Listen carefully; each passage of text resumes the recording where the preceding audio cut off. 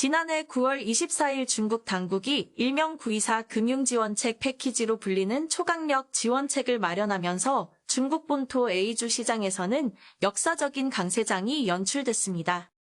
금리, 부동산, 자본시장의 포커스를 맞춘 정책적 콤비네이션 블로와 국가팀의 시장 안정화 조치 속에 10년 만에 뜨거운 불마켓이 찾아온 것인데요. 당시 상하이 종합지수는 17거래일 만에 3,000선을 회복했고 9월 30일 단 하루 동안 8%가 넘는 폭등세를 기록했으며 국경절 연휴 이후 1일 거래량이 사상 최고치를 기록하는 등의 이정표적 기록을 남겼죠. 이처럼 다양한 신기록을 만들어낸 924 불마켓 이후 1년 동안 A주 시장은 전반적으로 강세장의 특징을 보였으며 특히 올해 4월 이후부터는 1일 상승세가 비교적 완만하면서도 장기간 지속되는 특징을 띠는 느린 소장세가 연출되고 있습니다. 지난 1년간 A주에서는 다양한 변화가 있었는데 크게 10가지 정도로 요약됩니다. 우선 지난 1년간 A주 주요 지수들은 글로벌 주요 증시 지수들을 웃도는 상승폭을 기록했습니다. 베이징 증권거래소의 50대 대표 종목의 주가를 반영한 북정 50지수가 1년간 160% 상승한 것을 비롯해 과창판에 상장된 시가총액 규모가 크고 유동성이 우수한 50대 종목의 주가를 반영해 산출한 과창 50지수는 120% 가까이 올랐고 창업판에 상장된 종목의 주가를 반영한 창업판 지수는 이와 함께 A주 3대 거래소를 합친 전체 시가총액은 최초로 100조 위안을 돌파했습니다. 1년 전 약 71조 위안에 머물던 시총은 올해 9월 기준 104조 위안으로 치솟아 무려 30조 위안 이상 늘었는데요. 여기에 A주 거래대금도 한 단계 격상되면서 단일 거래일 2조 위안 이상의 거래대금이 새로운 기준, 즉 뉴노멀로 자리를 잡았습니다. 지난 1년간 안정적인 상승장이 장기간 지속되면서 시장 체질에도 큰 변화가 나타났습니다.